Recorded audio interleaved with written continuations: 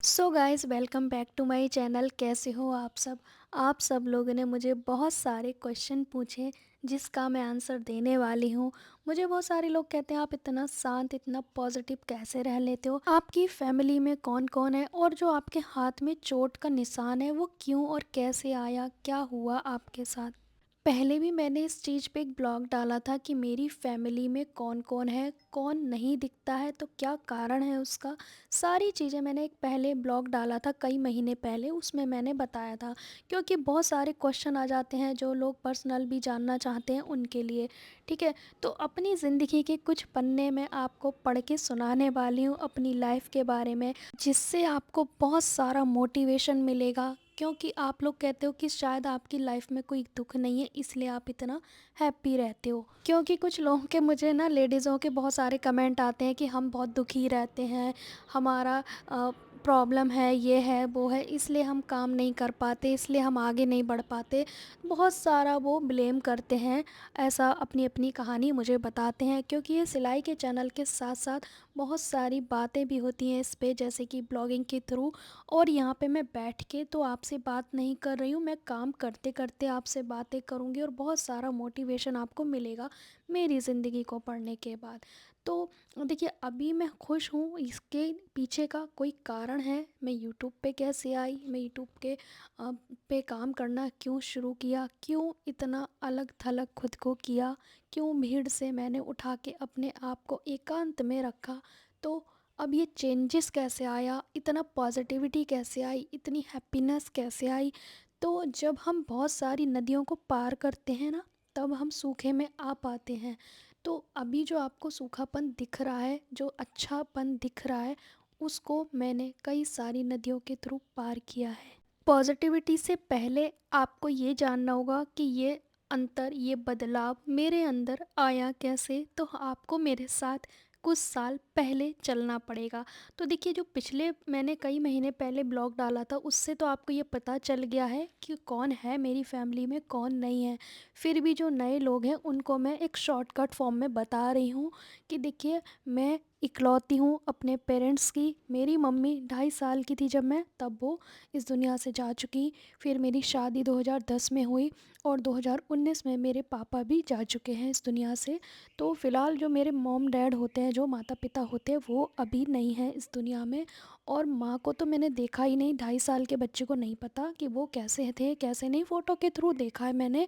मुझे जो पालन पोषण मेरा किया वो मेरी दादी ने, दादा ने, चाचा ने, सब ने मिलजुल के किया। और फिर 10 साल की हुई मैं, 10 साल या 8 साल के आसपास, फिर मुझे, आपको पता ही है, पिछले ब्लॉग में कभी देखा होगा तो, पढ़ने लिखने के लिए फिर भेजा गया। और मैं आपको बता दूं, मैं अपने माता पिता की इकलौती संतान हूँ और मेरे कोई भाई बहन नहीं है, माता पिता भी अब नहीं हैं इस दुनिया में। बाकी रिश्तेदार के नाम पे पूरा ख़ानदान है, जैसे कि सबके होते हैं, चाची चाचा, बुआ फूफा मौसी मौसा, जो भी होते हैं सभी हैं मेरे। ऐसा नहीं है कि कोई नहीं है, सब है मेरे मायके पक्ष से। पर मेरे माता पिता बहन भाई नहीं हैं। क्योंकि बहन भाई इसलिए नहीं है क्योंकि मैं अकेली थी, और माता पिता इसलिए नहीं है क्योंकि माँ जो थी वो जब 2 साल की, 2 ढाई साल की थी मैं, तब वो गुज़र गए। क्योंकि बच्चे को जन्म देते समय, ठीक है। और पेरे पापा जो थे वो 2019 में पूरे हुए। तो फिर उसके बाद अब आप सोच सकते हो कि कितना अकेलापन है मेरी लाइफ में। तो ये तो हो गया मेरे, मतलब शॉर्ट फॉर्म में मैंने आपको बता दिया कौन है कौन नहीं। और फिर 2010 में मेरी शादी हुई। शादी से अब तक, अगर आपको, जैसे कि ब्लॉग में आप लोग कमेंट करते हो, जो नए लोग हैं, कि आपके बच्चे नहीं हैं, पुराने लोगों को सबको पता है, बट जो नए लोग हैं उन्होंने ब्लॉग पिछला नहीं देखा है। तो मैं आपको बता दूं, बच्चे अभी नहीं हैं मेरे, और ईश्वर की कृपा से जल्दी हो जाएंगे। और बाकी मैं आपको ना ये चीज़ें इसलिए बता रही हूँ क्योंकि जो लोग दुखी है ना, तो उनको पहले ये पता होना चाहिए कि मेरा सुखी होने का रास्ता कहाँ से गुजरा है। तभी आपको समझ में आएगा। पहले आपको अपने दुख का कारण जानना होगा। जब बीमारी पता होगी तो उसका इलाज भी हो जाएगा। लेकिन कुछ गलतियाँ, जैसे मेरी ज़िंदगी में क्या है, मेरे दुख का कारण मैंने खुद पहचाना, तो वो थी हद से ज़्यादा अच्छे होना, जो कि शायद मैं अभी भी हूँ। पर मैं थोड़ी सतर्क हो गई हूँ। पहले मैं नहीं जानती थी कि अच्छे होना, होना तो अच्छी बात है, लेकिन अच्छे होकर लोग दूसरे फ़ायदा उठाते हैं, वो सही चीज़ नहीं है। उनको पहचानना ज़रूरी होता है, जो कि आपको भी जानने की ज़रूरत है। तो आपको अपने दुःख का कारण जानना है। मेरे दुःख का कारण था कि मैं हद से ज़्यादा अच्छी हूँ, और हद से ज़्यादा अच्छी चीज़ें कभी सही नहीं होती हैं। ये मेरी ज़िंदगी की सबसे बड़ी गलती या दुःख या कुछ भी कह सकते हो। अब यहाँ तक का जो दुःख था, ये तो एक ज़ीरो पार्ट था मेरी लाइफ़ का। लेकिन शुरू होती है इससे आगे की कहानी 2020 में, जब लॉकडाउन आया। ठीक है, एक तो इंसान पहले ही इतनी सारी चीज़ों से जूझ रहा है। अब आप सोचो, आज के समय में या पुराने समय में घर की बड़ी बहू का होना और उसके बच्चों का ना होना, ये भी एक बहुत बड़ा दुःख है। समाज चाहे कितना भी बदल जाए, कुछ चीज़ें आज भी नहीं बदलती हैं। जैसे कि लोगों के ताने मारना, सुनाना, कुछ भी इधर उधर से ऊट पटांग बातें करना, तो ये एक बहुत बड़ी चीज़ होती है। शायद आप सब लेडीज़ हो तो आप सब शायद इस चीज़ को ज़्यादा अच्छे से समझ पाओगे, जहाँ तक मैं जानती हूँ। बाकी सभी लेडीज़ अच्छी होती हैं, पर एक लेडीज़ ने मेरी ज़िंदगी इतनी उथल-पुथल कर दी, जिसकी वजह से बहुत ज़्यादा परेशानी हुई। उस परेशानी के जाल से कैसे बाहर आई, वो मैं आपको बताना चाहती हूँ। जब आपकी लाइफ में बहुत अच्छा वक़्त आने वाला होता है, तो बहुत बुरे वक़्त से आपको गुज़रना ही पड़ता है। अगर आप बहुत बुरे वक़्त से नहीं गुज़रे, तो अच्छा वक़्त आने में बहुत वक़्त लगता है। तो हुआ यूँ कि 2020 में जब लॉकडाउन आया, तो लॉकडाउन के समय पे, अब मैं ना जिसके बारे में बता रही हूँ नाम नहीं लूँगी, बिकॉज़ कुछ चीज़ें छोड़ देनी चाहिए, क्षमा कर देनी चाहिए। लेकिन बताना इसलिए ज़रूरी है कि कभी किसी के साथ ऐसा ना करें। तो मेरी लाइफ में, जैसे कि मैंने कहा ना, कि मेरे दुख का कारण मेरा हद से ज़्यादा अच्छा होना, लोगों के लिए बहुत ज़्यादा हेल्प करना, बहुत ज़्यादा अच्छा सोचना, हेल्प करना, हेल्पफुल होना, यही मेरे दुःख का कारण बना। तो 2020 में हमारे रिलेटिव्स में किसी को बेबी होने वाला था, तो मैंने सोचा कि मैं हेल्प करूँगी, क्योंकि जैसे आपको पता है कि मेरे बच्चे नहीं हैं, तो मुझे नहीं पता क्या समस्याएँ होती हैं, क्या नहीं होती। पर मुझे ना हेल्प करने का बहुत ज़्यादा शौक, बहुत ज़्यादा, एक मतलब आप सोच सकते हो कि लिमिट से ज़्यादा लोगों की हेल्प करने का शौक था। तो 2020 में जो बेबी हुआ, उसकी मैंने टेक केयर की, और उसके बच्चे की माँ की भी टेक केयर की। जैसे कि सी सेक्शन से जब बेबी होता है, तो ये पूरी दुनिया जानती है कि वो लेडीज़ फिर कुछ नहीं कर सकती है कुछ महीने तक या कुछ टाइम तक, जो भी है। बट मैंने उस लेडीज़ के लिए 8 मंथ तक हेल्प की, 8 महीने तक। ठीक है, फिर उसके बाद जैसे होता है ना, जब हम इतने समय तक रहते हैं किसी के पास, तो उस बच्चे से सबसे लगाव हो जाता है। तो वैसा ही मेरे साथ भी हुआ, और मुझे तो वैसे भी, मतलब कहते हैं ना, बचपन से ही बच्चों को बहुत शौक़ था मुझे खिलाने का। पर ईश्वर ईश्वर तो नहीं कहेंगे, अपने ही कर्मों की वजह से हम भोगते हैं। जो हमने पिछला किया होता है, वही हम अगले जन्म के लिए भोगना पड़ता है। ठीक है, तो वो मैं किसी को दोष नहीं दूंगी, क्योंकि किसी को दोष नहीं लगाना चाहिए। ईश्वर तो सबके साथ न्याय करते हैं, जो हमारे कर्म है वो तो हमें भोगने ही पड़ेंगे। इसमें अच्छा किया, शायद पिछला अच्छा नहीं किया होगा, तो वही हमें झेलना पड़ता है। तो ये किसी के लिए दोषारोपण नहीं है। तो बहुत शौक था, बहुत अच्छे से टेक केयर की, तो वो क्या होता है, एक लगाव बन जाता है। तो वो बच्चा भी मेरे से बहुत ज़्यादा अटैच हो गया। लेकिन फिर उसकी माँ को शायद ऐसा लगा कि अरे ये बहुत ज़्यादा मतलब अटैचमेंट हो रहा है, तो ठीक है, वो अपनी लिए होंगे सही, शायद सब अपने नज़रिए से ठीक ही होते होंगे। बट कुछ चीज़ें ऐसी हो जाती हैं, जब हम जानबूझ के किसी को हर्ट करते हैं, तो सामने वाले को समझ में आ जाता है। तो वही चीज़ मेरे साथ है कि मेरे को कोई जानबूझ के हर्ट करता है, तो मुझे पहले ही पता लग जाता है। कुछ ऐसे माहौल क्रिएट कर देना जिसमें, जैसे कि हाथ से बच्चे को छीन लेना, या फिर कुछ भी इल्ज़ाम लगा देना। मैं, पता है, आपसे सामने बैठ के बात करूँगी तो शायद मुझे बहुत ज़्यादा रोना आ जाएगा, इसलिए मैं ये वॉइस ओवर के रूप में आपसे बात कर रही हूँ। कुछ चीज़ें हम पुरानी याद करते हैं तो बहुत तकलीफ़ होती है, लेकिन आपको इसलिए बता रही हूँ क्योंकि आज का समय कैसे आया वो भी आपको जानना पड़ेगा। बहुत बुरे लोगों का भी शुक्रिया करना चाहिए, क्योंकि तभी हमारी ज़िंदगी में बदलाव आते हैं। तो जितने भी बुरे लोग हैं ना, इस वीडियो के बाद आप शायद उनको थैंक यू बोलोगे। मन में बोलो चाहे सामने से बोलो, वो आपकी मर्ज़ी है। पर आप इस वीडियो को देखने के बाद, सुनने के बाद आपको समझ में आएगा कि उन लोगों का भी शुक्रिया कहना ज़रूरी है। फिर हुआ यूँ कि मैं ना जहाँ पे जाना था मुझे, वहाँ मैं 2 दिन पहले ही पहुँच गई थी, बच्चे के जन्म से पहले, और टेक केयर करने के लिए। मेरा जो अंदर का निस्वार्थ भाव था वो ये था कि लोगों की टेक केयर करना, समय मेरा है किसी की हेल्प करने का। तो एक लेडीज़ को लेडीज़ की हेल्प करना ज़रूरी होता है, ये कोई बुरी बात नहीं है, अच्छी बात है, सबको हेल्प करनी चाहिए। और ऐसा नहीं है कि धोखा खाने के बाद हम किसी की हेल्प करना छोड़ दें, नहीं, हेल्प करना ज़रूरी है, पर किसकी करना है ये सुनना ज़रूरी है आपको। बच्चे का जन्म होने वाला था, उससे 2 दिन पहले मैंने पहुँच के रातों रात मैंने उस बच्चे के लिए जो तैयार करते हैं ना, जो क्या बोलते हैं पहनने के लिए, लंगोटियाँ वगैरह, बिछौने वगैरह, ये सब मैंने रातों रात तैयार किए हाथ की मशीन से, सुई धागे से, जो कि मैं ऑलरेडी इतना मोटर वगैरह की मशीन चलाती हूँ। और जाने से पहले मेरे हस्बैंड ने समझाया था कि हद से ज़्यादा हेल्प करने में ना बहुत सारी चीज़ें होती हैं, तू तो दीपा दिल्ली की है, तुझे पता नहीं है, पर कुछ लोग ऐसे होते हैं जो तू शायद नहीं समझ पाएगी। तो मैंने कहा नहीं, कुछ नहीं होता है ऐसा। मैंने इतनी सारी प्लानिंग कर ली, कितना क्या खर्च करना है, क्या लेना है, मतलब कितनी कितनी हेल्प करनी है, सारी चीज़ें। इवन इतना ज़्यादा हद से, मतलब मैंने कहा ना, हद से ज़्यादा अच्छा होना सही नहीं होता है। मतलब मेरा क्या है ना कि अगर मैं किसी की हेल्प करती हूँ तो उसको ना इतना ज़्यादा अपना समझ लेती हूँ कि मतलब अंधी हो जाती हूँ। कहते हैं ना अंधे हो जाना, वो वाला सीन हो जाता है। मतलब मेरी हर चीज़ हद से ज़्यादा है। अगर मैं बहुत ज़्यादा प्यार करूँगी तो हद से ज़्यादा करूँगी, नफ़रत करूँगी तो वो भी हद से ज़्यादा करूँगी। मतलब दोस्ती और दुश्मनी दोनों में प्योरिटी बहुत ज़्यादा रखती हूँ मैं, हद से ज़्यादा रखती हूँ। और किसी को नहीं देखना तो मैं सारी ज़िंदगी उसको नहीं देखूँगी, ये भी मेरी ज़िद रहती है। तो हद से ज़्यादा अच्छी चीज़ें करते करते ना हम किसी की सुनते नहीं हैं। तो मेरे हस्बैंड ने बहुत समझाया कि दीपा, तुम दिल्ली की हो, तुम्हें इतने नॉलेज नहीं है कि लोग कैसे हैं, इतनी परख नहीं है। भले ही तू कितनी लोगों से मिलती होगी, बट कुछ लोग ऐसे होते हैं जिनसे दूर रहना ज़रूरी है। लेकिन मैंने कहा नहीं, अभी हेल्प की ज़रूरत है तो हेल्प करना ज़रूरी है। ठीक है, फिर बेबी हो गया, उसके लिए सारी चीज़ें कर दी, टेक केयर कर दी, 8 महीने तक सब कुछ किया। और मैंने 8 महीने जो मेरा परमानेंट दिल्ली में काम है उसको भी मैंने स्टॉप किया। वो तो मेरे कस्टमर इतने अच्छे हैं कि 8 महीने बाद भी वो मेरे लिए रेडी रहे, और उन्होंने कहीं और कुछ भी नहीं सिलवाया। तो ये मैं अपने कस्टमर के लिए थैंक यू हूँ, ग्रेटफुल हूँ कि वो मुझे इतने अच्छे मिले। बीच बीच में मैं फ़ोटोज़ भी लगा दूँगी कि किस समय की बातें मैं कर रही हूँ, किस समय क्या हुआ, सारी चीज़ें। फिर एक दिन ऐसा आया कि मेरे हाथ से चीज़ें छीन ली गई, मुझसे दूर रखा गया बच्चे को। मैंने सारे काम किए पर बच्चे को मुझसे दूर रखा गया, नहीं छूने दिया गया। फिर मैंने भी अपने आप को थोड़ा, रोना भी आता है, सब कुछ होता है, वो मैं नहीं बता सकती हूँ। तो ऐसे करके सारी चीज़ें हुई। फिर उसके बाद वही टेंशन, जब कहते हैं ना माहौल ख़राब हो तो सब चीज़ ख़राब होती है। फिर मेरा एक्सीडेंट होता है, और बहुत बुरा हाईवे रोड पे एक्सीडेंट हुआ मेरा। और एक्सीडेंट का समय जो था वो आपको स्क्रीन पे दिख जाएगा फ़ोटोज़ के रूप में। तो मेरे घुटनों में, पैर में, सिर में टाँके आए, स्टिचेज़ आए, हाथ की हालत आप देख ही सकते होंगे। और मतलब बहुत बुरा समय फ़ेस किया मैंने। जी, ये उसी समय की बात है जिस समय पे मुझसे चीज़ें दूर की गई। तो जो अटैचमेंट थी बच्चे से, उससे मुझे दूर किया गया।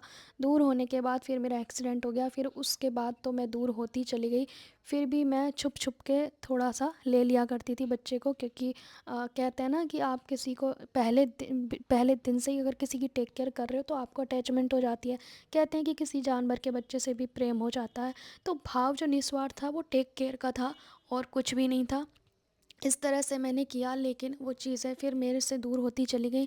फिर एक होता है ना कि एक आप पूरा ऊपर तक जब भर जाते हो ना, जब आपको आँख से आँसू रुक नहीं रहे हैं, गला भरा पड़ा है, मतलब सीने में दर्द है, तकलीफ़ है, फिर आपको क्या करना चाहिए? उस समय पे या तो आप उन चीज़ों से फ़ाइट कर सको, उन लोगों से, पर वो नहीं हो पाए तो आपको क्या करना चाहिए? उस जगह से आपको मतलब दूर कर लेना चाहिए खुद को। तो मैं उस माहौल की नहीं हूँ, जहाँ मैं पली बड़ी हूँ वहाँ पे मैंने ये माहौल नहीं देखा है कि लड़ाई झगड़े करें, किसी को अनाप शनाप बोलें, कुछ भी करें। तो मैं उस लेवल तक नहीं जा सकती, क्योंकि कीचड़ में झाँकने के लिए आपको काफ़ी हद तक झुकना पड़ेगा। तो आप उस जगह पे झुकोगे तो आप उसमें गिर भी सकते हो और पूरा सन सकते हो। तो बेटर है कि आप उस कीचड़ के नज़दीक ना जाओ, उससे हो सके तो जल्दी बाहर निकल आओ।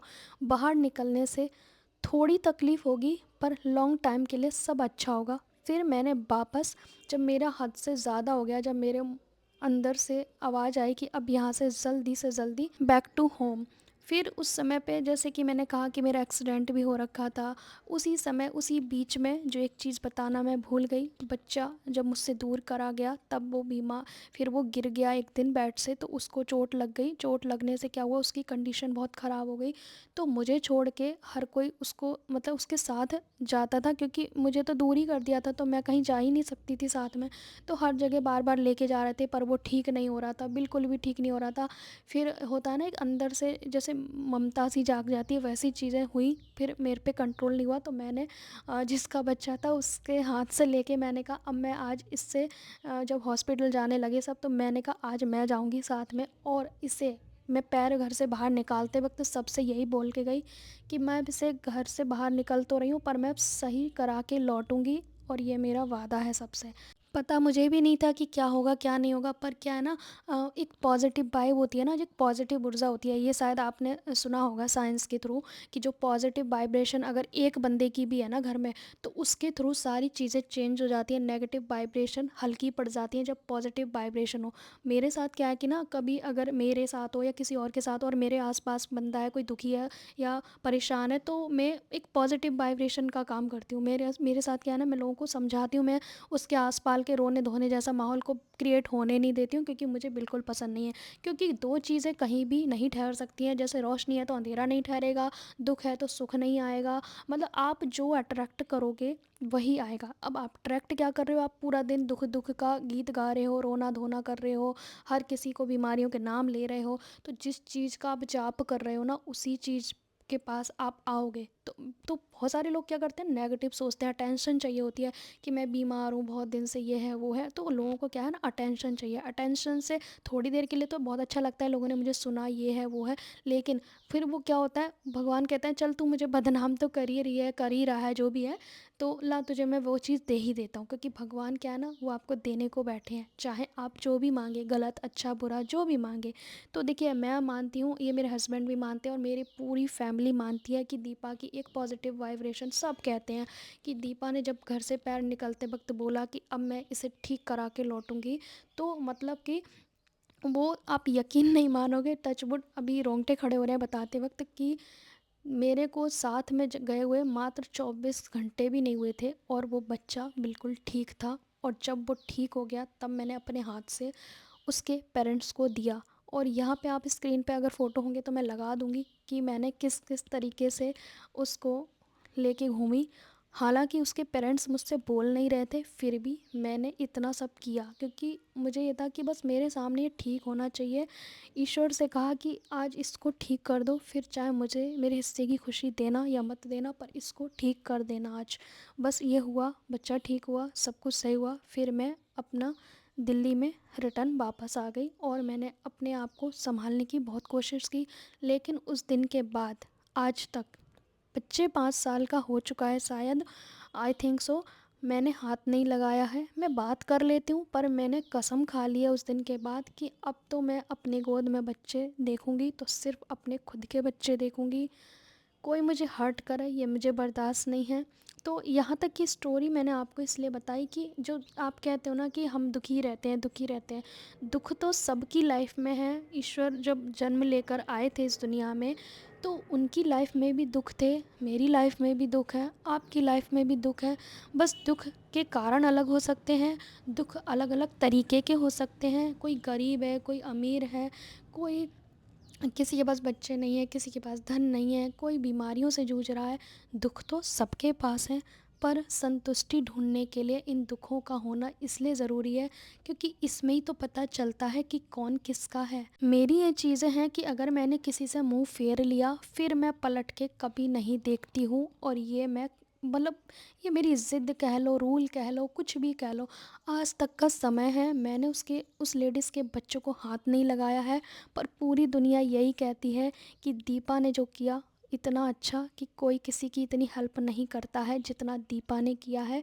मेरे हस्बैंड ने आखिरी में फिर यही कहा कि हद से ज़्यादा अच्छे होने का नतीजा ये होता है। मैंने पहले ही समझाया था कि किसी की इतनी ज़्यादा टेक केयर मत करो, इतना किसी की लाइफ में मत घुसो कि मतलब बिल्कुल ही हक जमा बैठो चीज़ों पे। तो मेरे साथ ये प्रॉब्लम है कि मैं बहुत ज़्यादा अच्छा समझती हूँ ना किसी को, तो हक जमा बैठती हूँ, और जब किसी को बुरा समझती हूँ तो हमेशा के लिए इग्नोर कर देती हूँ। तो यही मेरी अच्छाई भी है और यही मेरी बुराई भी है और यही मेरा रूल भी है। तो आज का समय है कि मैं कभी किसी को अपने ब्लॉग में भी ज़्यादा नहीं लेती हूँ, क्योंकि मैंने खुद को दूर कर लिया है। हाँ, ज़िंदगी भर मुझे याद रहेगा कि उस औरत ने मेरे साथ क्या किया।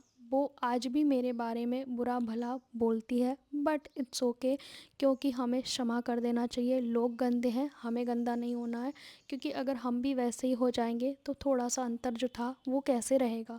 ठीक है, तो बुरे लोगों से मुझे ये सबक मिला। अभी आगे की कहानी ये है कि दिल्ली में जब वापस आए तो 7-8 महीने लग गए मुझे खुद को संभलने में। मेरे कस्टमर कहते थे कि आपका चेहरा कैसा हो गया, आप कैसी हो गई हो, आप बोलती नहीं हो, ये नहीं, आप काम स्टार्ट करो, हमने इतने महीने कपड़े नहीं पहने हैं, मतलब नए कपड़े नहीं पहने हैं। तो मुझे फिर एक लड़की थी जो मेरी बहुत ही परमानेंट कस्टमर है, उसकी सगाई होने वाली थी। सबसे पहले लहंगे का ब्लाउज़ मैंने उसका लिया, फिर वहाँ से मैंने काम स्टार्ट किया। तो आप सोच सकते हो 8 महीने में मैं लाखों रुपए कमा सकती थी अगर मैं नहीं गई होती किसी की हेल्प करने।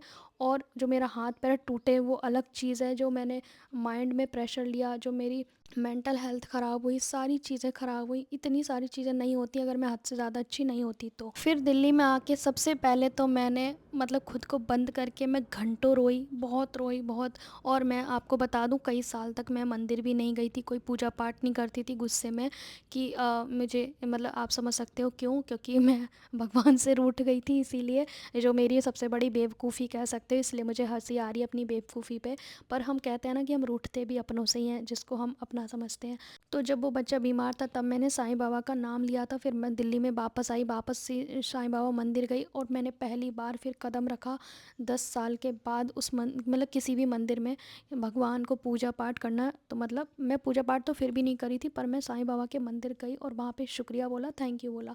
मैंने सोचा तो ये था कि कभी बच्चे को दर्शन कराएंगे, बट बच्चे पे तो हक रहा नहीं, तो हम खुद ही चले गए, मैं और मेरे हस्बैंड, और उनका शुक्रिया करके वापस आए। फिर आता है 2021, जिसमें ये हुआ कि मेरी जो फ्रेंड है एक दिल्ली में, उसने कहा कि मुझे ना ब्लाउज़ की कटिंग करनी है। तो बार बार ना वो व्हाट्सअप पे पूछ रही थी, तो वो वीडियो मुझे व्हाट्सअप पे छोटा छोटा बना के भेजना पड़ रहा था कि ब्लाउज़ की कटिंग ऐसे कर, ताकि उसके सिलाई के पैसे बच जाएँ। तो मैं हेल्प कर रही थी, तो मेरी हेल्प करने की आदत तो अभी भी है, वो नहीं शायद सुधरेगी।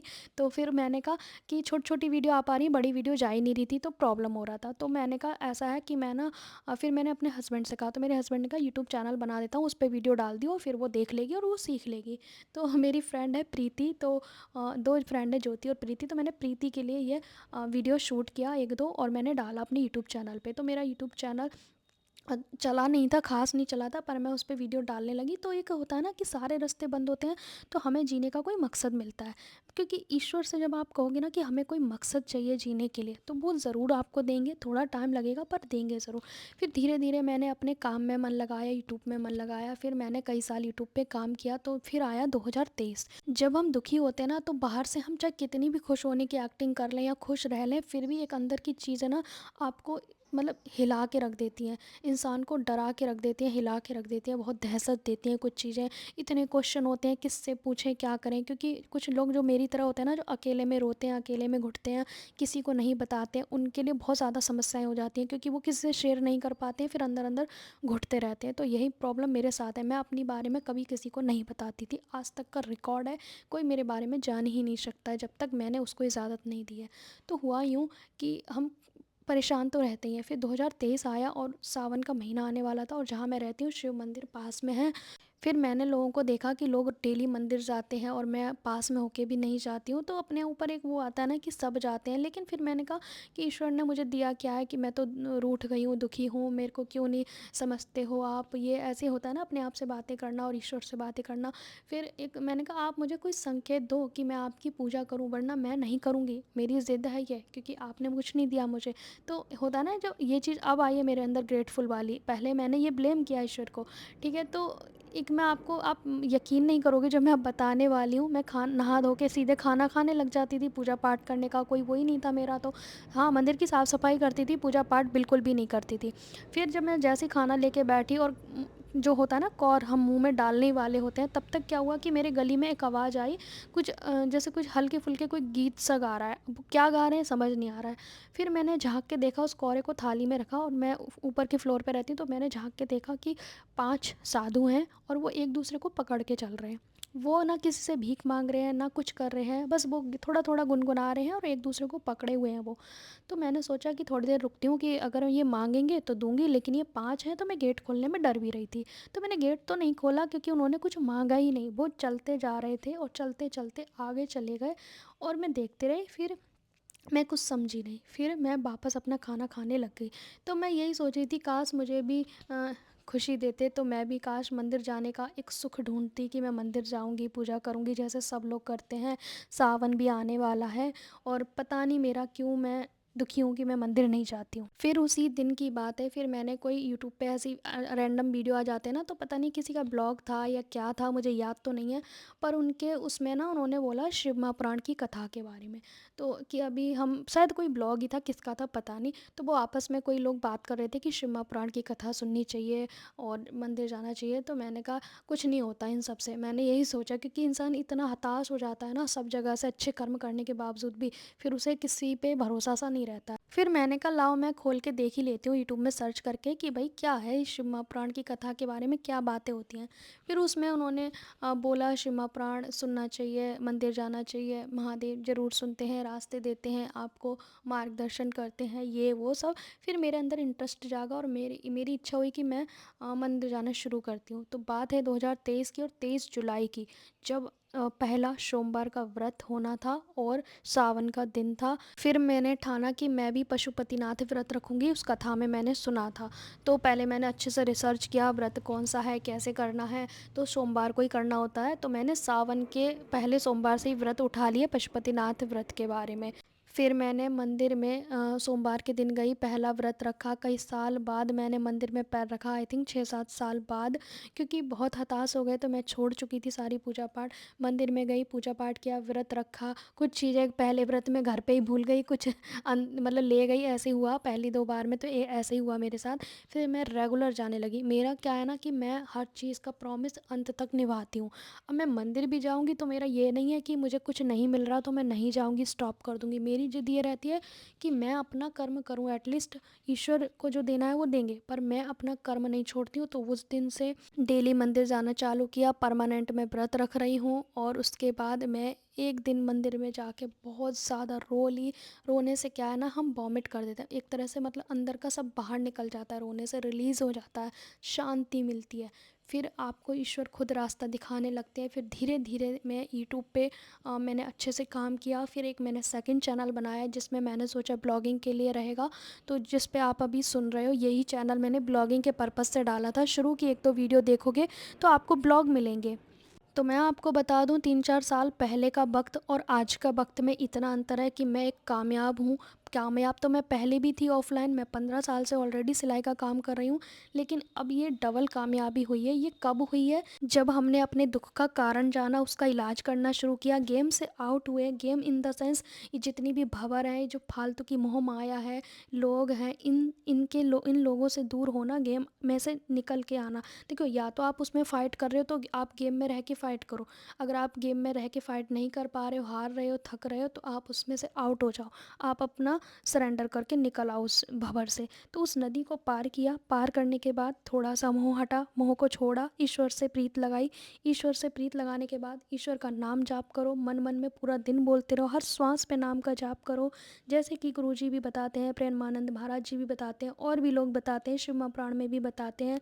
थोड़ा ठहर जाओ, बहुत भाग रहे हो तो थोड़ा ठहर जाओ। ठहरने से क्लियरिटी आती है। अगर गंदे पानी को छेड़ते रहोगे तो वो गंदा ही रहेगा। थोड़ा छोड़ दोगे तो आप साफ साफ देख पाओगे क्या सही क्या गलत है। रही बात कामयाबी की, तो अगर आप समुद्र पार करने चलोगे तो नहीं कर पाओगे, किसी नाव में तो बैठना पड़ेगा।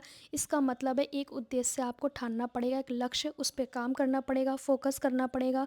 पहाड़ को तोड़ने चलोगे तो पहाड़ नहीं टूटेगा, लेकिन अगर आप छोटे से पत्थर को देख के पहाड़ को तोड़ोगे तब वो टूट जाएगा।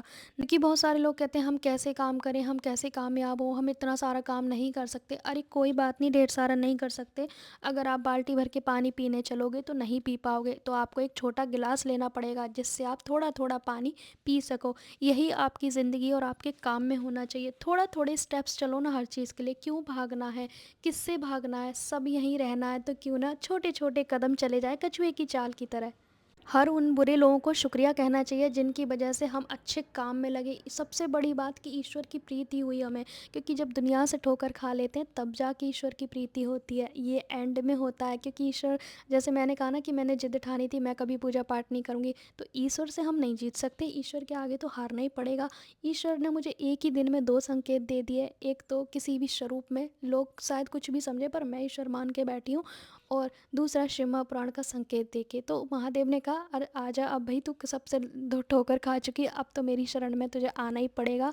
मेरे सिवा तुझे कोई हृदय से नहीं लगाएगा। तो मैंने कहा ना कि शिवालय में जाके एक दिन अच्छे से रो ली। वहाँ पे महादेव को अपना परिवार बना लिया, फैमिली, इष्ट गुरु सब कुछ बना लिया। आपको अपना इष्ट, अपना अपना इष्ट आपको चुनना पड़ेगा। इष्ट किसे कहते हैं? जिस भगवान के स्वरूप में आपको प्रीति है उन्हें इष्ट कहते हैं। उन्हीं को सब कुछ मान लो और खुद को समर्पित कर दो। जो आपके जीवन में घटित हो रहा है सब ईश्वर के चरणों में बिखेर दो, समर्पित कर दो, सरेंडर कर दो, तभी जाके आपकी हेल्प करेंगे वो। अब लोग कहते हैं आप इतनी शांत कैसे हो? अरे भाई, इतने सारे धोखे खाए हैं, क्योंकि इस क्वेश्चन का आंसर अब जाके आपको मिल पाया होगा कि शांत हूँ क्योंकि शोर से बाहर आ गई हूँ, बैरियर को तोड़ा है मैंने। और दूसरी बात, बहुत ज़्यादा दुखी हो तो अपने सांसों पे फोकस करें, डीप ब्रीथिंग करें, जिसे मेडिटेशन भी कहते हैं। कोई बात नहीं, नहीं हो पाएगी, उससे क्या है ना, आपको शांति मिलेगी। अपनी सांसों को आते जाते महसूस करो, थोड़ा देर शांत बैठ जाओ, ठहर जाओ। आप ना अपने आप को शांत करके बैठाओगे तो जो आप सांस ले रहे हो ना, उनकी आवाज़ को सुनो, वो कैसे ऊपर जा रही है, कैसे हम छोड़ रहे हैं सांस को, कैसे हम ले रहे हैं। उससे क्या है ना, जो विचार हैं दिमाग में, हज़ार विचार हमारे खोपड़ी में चलते रहते हैं, वो शांत होते हैं। एक तो हम बाहर लड़ रहे हैं लोगों से, दूसरा हम अपने विचारों से लड़ रहे हैं। तो हम बहुत सारी चीज़ों से फाइट करते हैं। एक लड़ाई बाहर है और एक लड़ाई अंदर ही अंदर खुद से चले जा रही है। ढेर सारे प्रश्न कर रहे हैं फिर भी उनका आंसर नहीं मिल रहा है, फिर क्वेश्चन होते जा रहे हैं। तो उनसे उलझने से अच्छा है कि थोड़ा सा शांत हो जाओ, क्योंकि ये सारी चीज़ें हम खुद अट्रैक्ट करते हैं। जैसे कि अभी मैं आपको कुछ बताऊंगी, शायद आप भी वही कर रहे होगे। जैसे कि सैड सॉन्ग सुनना, सैड चीज़ों को पसंद करना, यही मेरे साथ था। मैं दुनिया के जितने सैड सॉन्ग है वही सुनती थी, वही फिर हम क्या करते हैं, वही चीज़ अट्रैक्ट करते हैं। हम जैसा फील करेंगे वैसा हमारी लाइफ में होता जाएगा। अब मैंने चीज़ें बदल दी, अब मैं सत्संग सुनती हूँ, भगवान के भजन सुनती हूँ, अच्छी चीज़ें सुनती हूँ। मेरी लाइफ चेंज हो गई है, क्योंकि मैं पॉजिटिव होती जा रही हूँ। लेकिन अब जैसे मेरे पीछे बोर्ड लगा रहता है, आप वीडियो में देखते हो कि पॉजिटिव लाइन लिखी है, इसे लिखने से कुछ होता है? इसे लिखने से कुछ नहीं होता, इसे अप्लाई करने से कुछ होता है। खाना दिख रहा है, रखा रखा अच्छा लग रहा है, लेकिन जब तक आपने उसे टेस्ट नहीं किया, उसको अप्लाई नहीं किया अपने जीवन में, तो उसका कोई फ़ायदा नहीं है लिखने से। आप दुनिया भर की चीज़ें लिख दो पॉजिटिव, लेकिन आप उसे अप्लाई नहीं कर रहे तो उसका लिखने का कोई फ़ायदा नहीं है। मैंने इसलिए लिखा है ताकि मेरे कई बार हमारी लाइफ में वापस से नेगेटिव विचार आने लगते हैं, तो उस विचार को सोचें उससे पहले। जैसे कि उसने मेरे साथ बुरा क्यों किया, ऐसा क्यों किया, मैं तो इतनी अच्छी थी। नहीं, तो वो फिर जो मैंने लिख रखा है ना, I am lucky, thank you और आई एम ग्रेटफुल, तो फिर वो चीज़ मुझे वार्निंग देती है उसे पढ़ते वक्त कि अरे अरे, मैं तो ग्रेटफुल हूँ पर मेरे अंदर ये विचार कैसे आए। तो मैं उसे तुरंत क्रॉस करती हूँ, कैंसिल कैंसिल बोलती हूँ मैं उसे कि नहीं, मैं ये नहीं हूँ, मैं ये हूँ। मैं खुद को याद दिलाती हूँ कि भाई मैं ग्रेटफुल हूँ, मैं अच्छी चीज़ों, देखो आपको मैं अगर बताऊँ तो आपके आसपास जहाँ आप बैठे हो, जहाँ आप सबसे ज़्यादा वक्त बिताते हो, आपके 5 कदम के आसपास क्या है आपकी लाइफ में? आपके पास जो है वही आप अट्रैक्ट करोगे। अगर आपके पास दवाइयाँ गोलियाँ पास में रखी हैं तो वही चीज़ आपकी निरंतर चलती रहेंगी। मेरे आसपास क्या है? मेरी मशीनें हैं दोनों, मेरी अच्छी चीज़ें हैं, मेरा जो लिखा हुआ बोर्ड है पॉजिटिव वो है, मेरा कंप्यूटर है, मेरा अच्छी अच्छी डायरियाँ हैं, ये सारी चीज़ें हैं। तो मैं यही चीज़ अट्रैक्ट करूँगी। मेरा काम है, काम के जो ढेर सारे कपड़े हैं वो हैं। तो मैं अपने आसपास ये सारी नेगेटिव चीज़ें रखती नहीं हूँ। मैंने रूल बनाया है, मेरे हस्बैंड और मैंने, आई थिंक मैंने ही बनाया है कि हम दोनों एक भी नेगेटिव शब्द नहीं बोलेंगे, कुछ भी गलत नहीं बोलेंगे। ये मैंने रूल बनाया है, क्योंकि वह चीज़ें हमें वापस से अट्रैक्ट करते वही हमें मिलती हैं। जैसा हम फ़ील करेंगे वही होगा। दुःख फ़ील करोगे दुःख होगा। आप पूरे दिन अटेंशन के चक्कर में सबको अपनी दिनचर्या बताए जा रहे हो, दुखी दुखी हूँ, मैं ये हूँ, मैं वो हूँ, मेरे साथ बुरा हुआ है, अत्याचार हुआ है, तो वही चीज़ें होती रहेंगी आपकी लाइफ में, रिटर्न आती रहेंगी। क्योंकि प्रकृति का काम है दुगना लौटाना। तो अब आप सोच लो कि आपने क्या करना है। आप पॉजिटिविटी सोचोगे तो पॉजिटिविटी रहेगी आपकी लाइफ में। ज़बरदस्ती सोचो, सबसे बड़ी बात, सुबह उठो 5 चीज़ों को ग्रेटफुल हो जाओ। 5 वो कोई भी चीज़ हो सकती है। आपको स्वच्छ भोजन मिल रहा है, स्वच्छ वस्त्र मिल रहा है, आपको आरओ का फ़िल्टर स्वच्छ पानी मिल रहा है, आपके घर में सुख और सुविधाएँ हैं, आपको रहने के लिए घर है, चाहे वो रेंट का है, चाहे खुद का है तो कम से कम एटलीस्ट, ठीक है? तो 5 चीज़ें आपकी लाइफ़ में डेली आपको जो भी एक्स्ट्रा मिल रही हैं, आप 10 चीज़ों को ग्रेटफुल हो। आप सुबह को ये रूल अपना के देखो, आपकी लाइफ़ बदल जाएगी।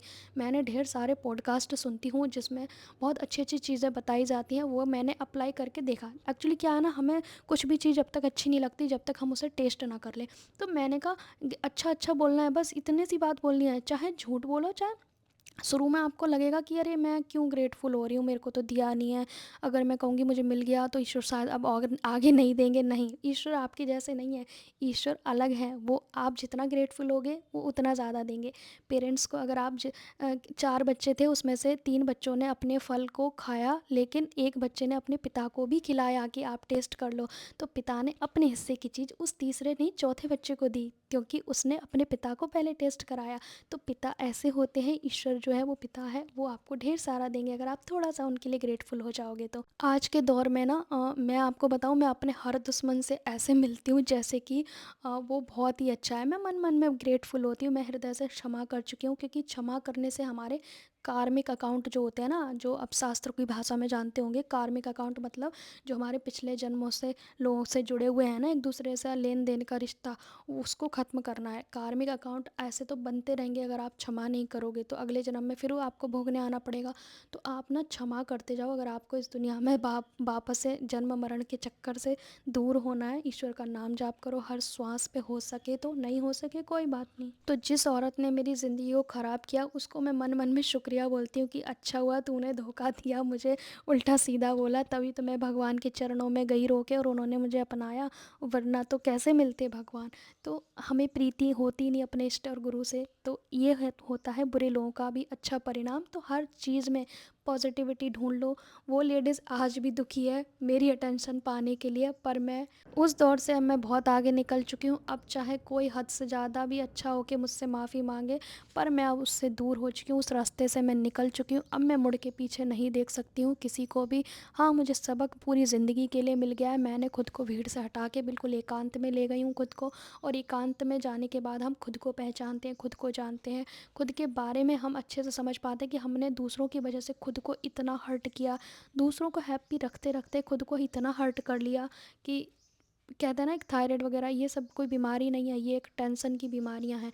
ये सब आपकी रिलीज़ हो सकती हैं जब आप खुश रहने लगोगे। चीज़ें तो आज भी नहीं बदली हैं बहुत सारी, पर मैंने खुद को जो बदल लिया है, चीज़ें तो वही रहेंगी, उनको आप समाज को बदल नहीं सकते हो।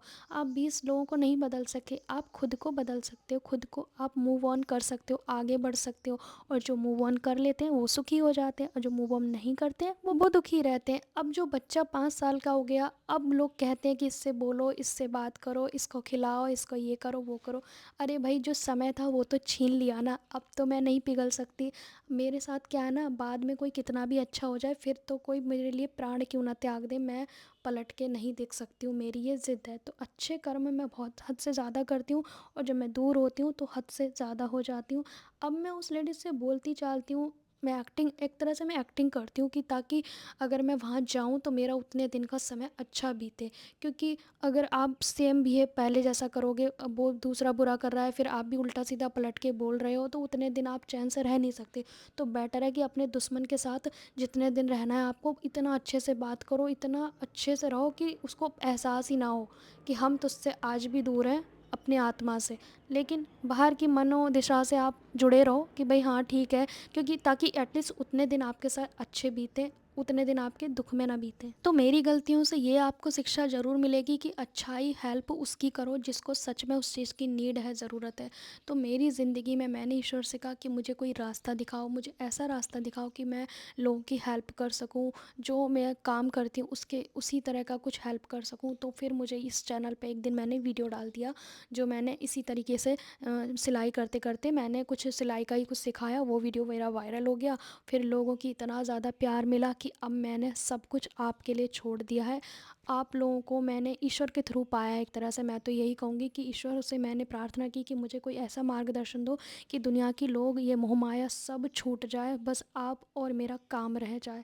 लेकिन जो हेल्प करने वाली जो बुरी आदत है वो तो सुधर ही नहीं सकती। जैसे कि मैं बाहर जाती हूँ तो लोग, मैंने देखा है, जैसे मैं उज्जैन गई थी तो वहाँ पे बहुत सारे भिखारी थे। वो कहते हैं कि लोग चालाक होते हैं, ऐसे होते हैं, नकली होते हैं, जो भी होते हैं। पर जब मैं भिक्षा देती हूँ ना तो लोग हंसने लगते हैं कि ऐसे तो ये बहुत सारे किस किस को देती फिरेगी।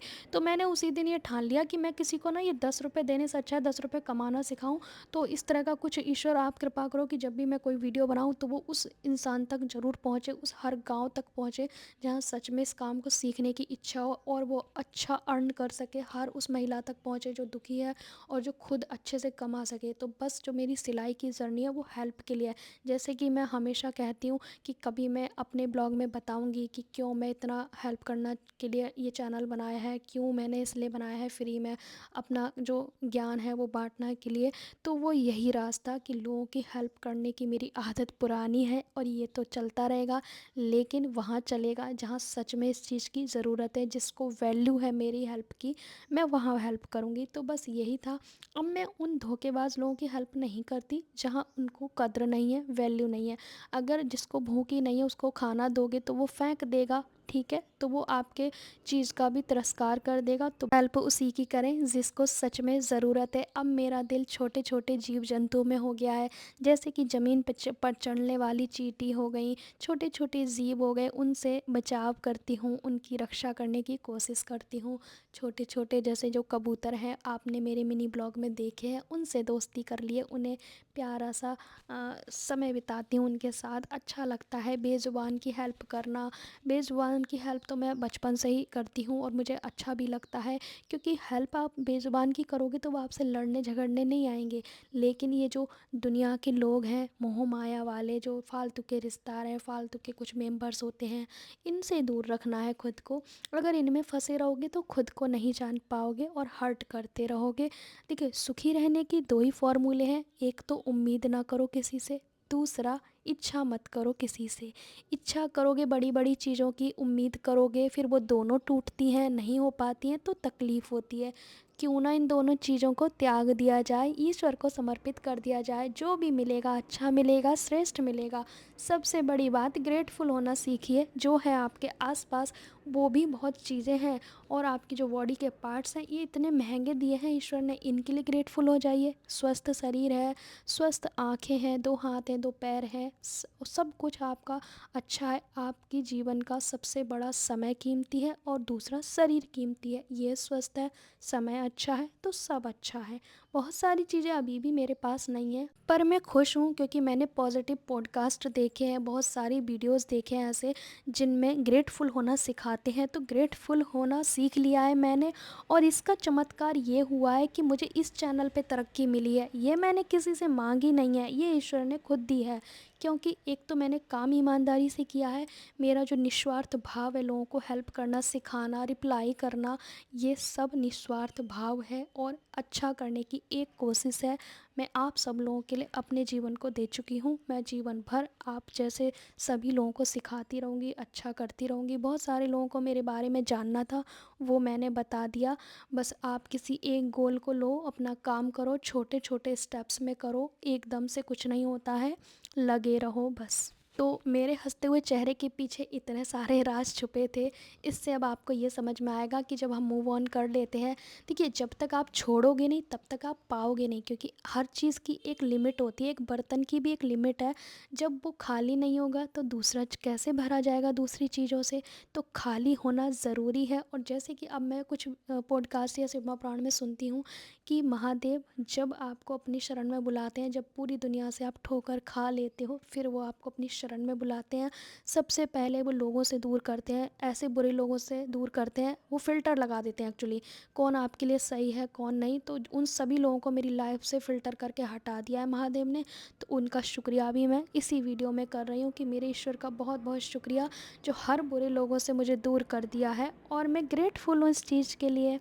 तो सो गाइस, यहाँ तक था मेरी लाइफ की जर्नी। और भी कुछ रह गया है तो मैं नेक्स्ट टाइम बताऊँगी।